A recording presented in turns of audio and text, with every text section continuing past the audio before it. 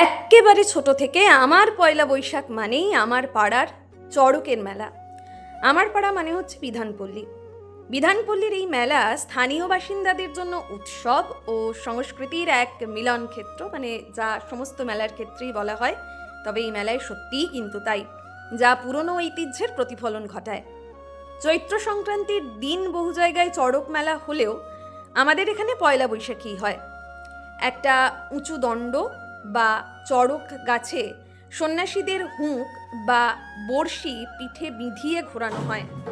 এই যে ছবিতেই হয়তো দেখা যাচ্ছে যে চড়ক গাছটা, এখনও বোধহয় এই ভিডিওটায় আমি দেখাতে পারলাম না, এখানেই কিন্তু আছে চড়ক গাছটা, যে গাছটার মধ্যেই সন্ন্যাসীদেরকে বিধিয়ে দেওয়া হয় এবং তাকে ঘোরানো হয় সেই চড়ক গাছের ওপরে। অনেকে আবার সেখান থেকে ঝাঁপও দেন, সেটাকে বলা হয় চড়ক ঝাঁপ। যে দৃশ্য এতই ভয়ঙ্কর, ওই সময়টায় কখনোই যাওয়া হয় না ওই জন্য মেলায়, অথচ ভিড় কিন্তু সব থেকে বেশি ওই সময়টাতেই হয়। এই যে যে দণ্ডটা দেখা যাচ্ছে, এটাই হচ্ছে সেই চড়ক দণ্ড বা চড়ক গাছ আর কি, প্রতীকী চড়ক গাছ। এখানেই কোনো সন্ন্যাসীকে বেঁধে বনবন করে ঘোরানো হয়। মানে সেই দৃশ্য সত্যি অত্যন্ত ভয়ঙ্কর। আমি জানি না কেন এখনও এ ধরনের জিনিস চলে আসছে। যাই হোক, এটা হয়তো ওখানকার সংস্কার বা কিছু। তো এই জিনিসটাকে বাদ দিলে এমনি গোটা মেলাটা বেশ সুন্দর সকলের কাছেই। আসলে আমরা পাড়ার মানুষ যত না মেলা দেখি, তার চেয়ে বেশি দেখি নিজের ছেলেবেলাকে। চড়ক মেলার সঙ্গে জড়িয়ে থাকা পুরনো স্মৃতিগুলোকেই আর একবার নতুন বছরে ফিরে দেখা। পয়লা বৈশাখের আগের বেশ কয়েকদিন ধরেই চলে এই মেলার প্রস্তুতি। তবে পয়লা বৈশাখের ঠিক আগের দিন সন্ধে থেকে শুরু হয়ে যায় তুমুল ব্যস্ততা। এই মেলাটা যেহেতু আদিবাসী পাড়ার মেলা, তাই ওখানকার মানুষই সমস্ত বিষয়টা সুন্দর করে আয়োজন করেন। মেলার আয়োজক তাঁরা হলেও এই মেলা কিন্তু আমাদের সবার, মানে আমাদের বিধানপল্লীর মানুষের। আর শুধুমাত্র বিধানপল্লী বলছি কেন, বর্ধমানের বিভিন্ন জায়গা থেকেই এই মেলায় কিন্তু মানুষজন আসেন এবং অনেক সময় কিন্তু সংবাদেও উঠে আসে এই মেলার কথা। শুধুমাত্র যে স্থানীয় চ্যানেলগুলিতে দেখানো হয় তা নয়, বড় বড় চ্যানেলেও কিন্তু দেখানো হয় আমাদের এখানকার মেলা। আর এই মেলার জন্যও কিন্তু অনেকখানি পরিচিতি আমাদের পাড়ার। কারণ অনেক সময় যখন আমরা টোটোওয়ালাকে হয়তো বলি যে আমরা বিধানপল্লী যাব, অমুক জায়গায় নামবো, সঙ্গে সঙ্গে কিন্তু প্রথমেই আসে যে আচ্ছা, যেখানে সেই চড়ক মেলা হয় সেইখানটায় কি, তো বোঝাতে সুবিধা হয়, অনেকটা ল্যান্ডমার্কের মতন।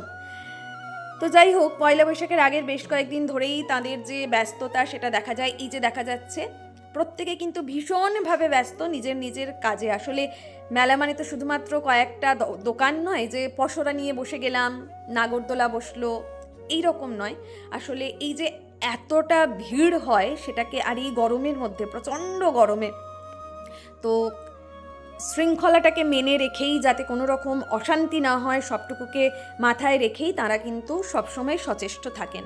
তার সঙ্গে ভীষণ সুন্দর নৃত্য প্রদর্শনী হয় এখানে, যেহেতু এটা আদিবাসী পাড়া, তাই ধামসা মাদল সহযোগে অসাধারণ নৃত্য হয়, যেটা কিন্তু ভীষণভাবে প্রসিদ্ধ বর্ধমানবাসীর কাছে এবং অনেকেই আসেন এই মেলায় নাচতে। আমরা আজকে, অর্থাৎ পয়লা বৈশাখের আগের দিন যখন মেলায় গেলাম, মেলার দোকান কিছু কিছু বন্ধ আর কয়েকটা খাবারের দোকান খোলা আজ থেকেই। এই সময়টা হচ্ছে রাত্রি প্রায় 10:30। আসলে সারাটা রাতই তাঁরা জেগে থাকবেন। মেলার আয়োজক তাঁরা হলেও এই মেলা আমাদের সবার। আগে ওনাদের সঙ্গে নাচের তালে পাও মেলাতাম, মা কিন্তু সেই রীতি আজও বজায় রেখেছে। মেলায় যাওয়া প্রত্যেকেই প্রায় সব ভুলে ধামসা মাদলের তালে একবার হলেও পা মেলান। যে ছবিটা যদি পারি আগামীকাল, অর্থাৎ পয়লা বৈশাখ, একটুখানি ভিডিও করার চেষ্টা করব। বেশ ভালোই লাগে দেখতে, আশা করি যারা ভিডিও দেখবেন তাদেরও খুব ভালো লাগবে। এই বছরটাও তেমনই কাটবে এই সব নিয়ে। আর আজকে যে ভিডিওটা, সেটা হচ্ছে প্রস্তুতির ভিডিও। এই যে দেখাচ্ছি, চারিদিকে কিছু কিছু দোকান খোলা, সেই সঙ্গে একটু একটু নাচও হচ্ছে আজকে। আর খাবারের দোকানগুলিই বেশিরভাগ খোলা, যেরকম মেলায় দেখা যায়, গ্রাম্য মেলায় যেরকমটা হয়, জিলিপি, পাঁপড়, এই সমস্ত কিছু, সেই সব কিন্তু এখানে একদমই বজায় রয়েছে। আর তার সঙ্গে তো মেলাটাকে সুন্দর করে সাজিয়ে তোলার একটা চেষ্টা চলছে। দেখা হলো, ঘোরা হলো, ভিডিও করা হলো। এইবার বাড়ি ফেরার পথ ধরা। বাড়ি মানে এই পাড়াতেই, এই কয়েক মিনিটের রাস্তা। আর মাঠটা যে বিশাল বড় তেমন নয়, সেই জন্যেই হয়তো ভিড়টা একটু বেশিই চোখে পড়ে। তবে ভিড় কিন্তু হয়, কেউ এলে অবশ্যই দেখতে পাবেন। যারা বর্ধমানে রয়েছেন সকলকেই আমন্ত্রণ জানাই, আমাদেরই বলবো আমাদের এই মেলায় আসার জন্য। সকলকে আগাম শুভ নববর্ষ।